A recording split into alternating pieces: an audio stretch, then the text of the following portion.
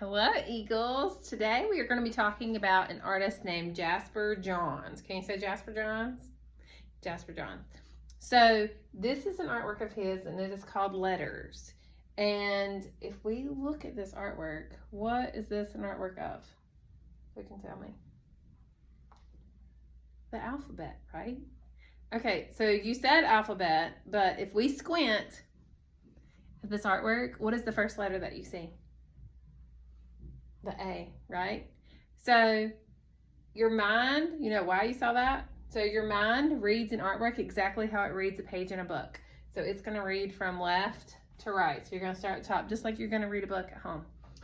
But really, like your mind saw the A, it probably saw the Z, and then it kind of put all the little pieces back in the middle of there.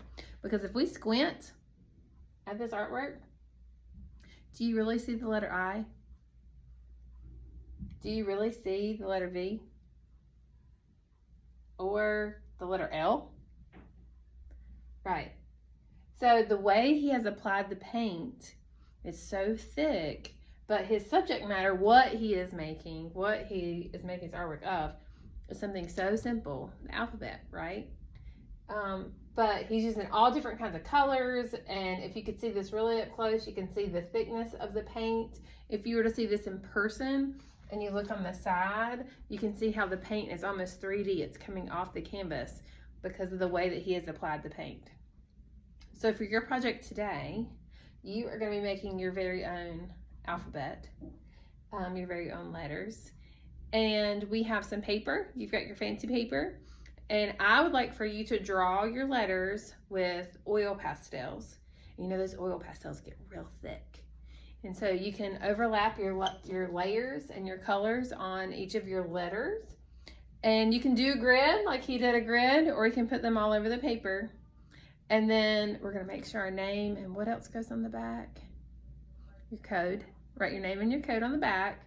And then you're going to do your letters. And then after you're finished with your oil pastels, we're going to paint over top of them with the tempera cakes.